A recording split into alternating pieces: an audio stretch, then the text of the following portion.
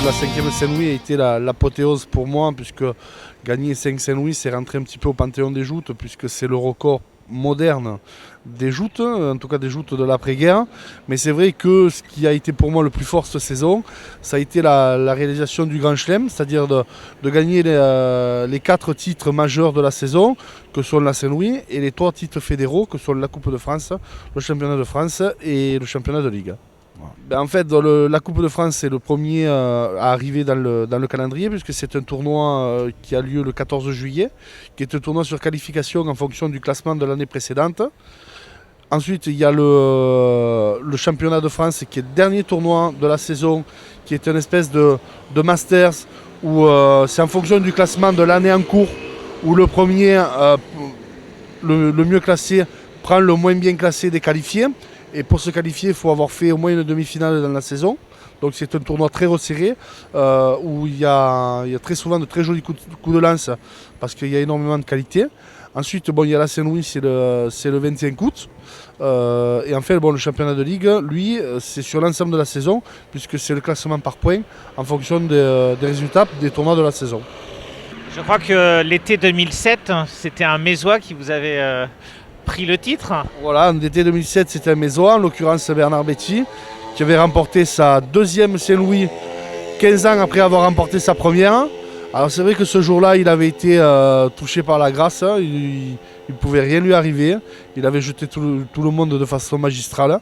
Bon ben voilà, cette année, il n'a pas eu la chance de pouvoir remettre le couvert, c'est moi, et voilà. Ça... Parlez-nous un petit peu de cette rivalité, on va dire, entre les Mésois, les Sétois, les Ventres Bleus de Frontignan. C'est dû à quoi et est-ce que c'est plus fictif qu'autre chose? Non, c'est pas fictif, il y a une réelle rivalité. Alors, c'est pas méchant du tout, hein, c'est vraiment... c'est purement sportif. Du fait que pendant longtemps, sur ces 30 dernières années, les Frontignanais, les Mésois et les Agatois ont dominé les joutes de long en large. Les Sétois n'avaient droit qu'un peu à la peau de chagrin. Et c'est vrai que depuis 7-8 ans, les Sétois reviennent un petit peu dans le bain avec des jouteurs de qualité. Et c'est vrai que la rivalité, elle s'exerce comme ça, en fait, par les résultats des jouteurs de chaque ville. Et maintenant, après, c'est vrai que Frontignan, c'est historique. Sète avait été créé sur des terres de Frontignan. Donc, c'est vrai que Frontignan-Sète, c'est une relation très particulière. Et bon, après, c'est vrai qu'il y a les Mésois, il y a les Agatois. Ça reste très fraternel quand même. Entre nous, jouteurs, il n'y a aucun problème. Voilà, c'est des rivalités gentilles. Sur 7, il y a 8 sociétés de joute. Du moins 7 sociétés adultes et une spécifique pour les enfants qui est l'école de joute de la Marine, auquel on ne peut aller que jusqu'à 16 ans. Sinon, donc, il y a 7 sociétés qui sont disposées plus ou moins par quartier. Alors moi, la mienne, c'est la Jeune Lance Sétoise, c'est la société du quartier haut. Il y a la société de la Pointe Courte, il y a des sociétés au centre-ville, comme la Lance Sportive ou la Lance Amicale. Il y a une société à la Corniche, c'est l'Avenir. Il y a la société des pêcheurs, il y a le Pavois d'Or. Voilà, il y a, entre guillemets, il y a le choix. En fait, si on veut jouter, c'est pas les clubs qui manquent.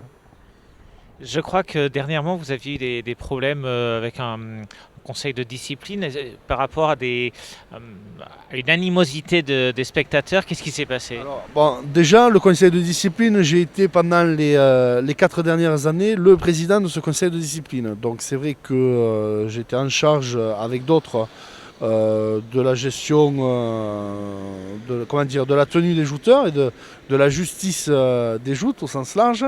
Et c'est vrai que en début de cette saison 2008, j'ai eu un accrochage avec une partie du public qui n'a pas accepté que je gagne un tournoi. Le jury a pris une décision, ils s'en sont pris à moi, ils sont venus sur moi pour en découdre.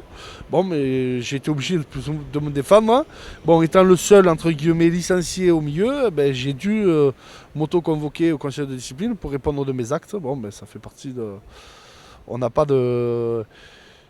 Il n'y a pas de train de sénateur, tout le monde est égaux. Et bon, donc j'ai été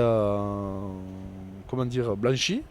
Je n'ai pas été condamné puisque moi je n'ai fait que me défendre et j'ai rien fait de répréhensible. Donc voilà. Bon, mais c'est vrai que c'est une situation qui, qui a été pour moi très difficile parce que d'en venir là, de venir agresser un joueur qui a gagné un tournoi parce qu'on n'est pas d'accord avec les décisions que peuvent prendre les arbitres. Hein. Bon, je trouve que c'est un palier qui a été franchi qui est un peu de trop. Merci Aurélien et bon courage. Au revoir.